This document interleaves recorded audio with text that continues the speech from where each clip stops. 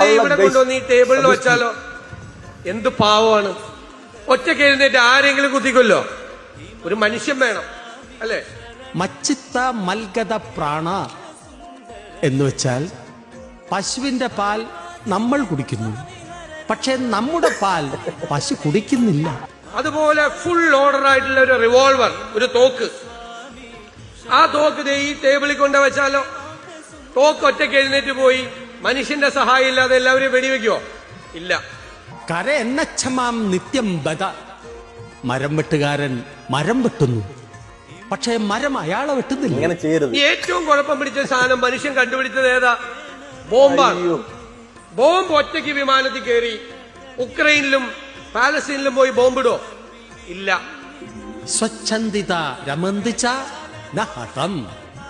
Switch ഇട്ടാൽ light, പക്ഷെ light ഇട്ടാൽ സ്വിച്ച് കത്തില്ല.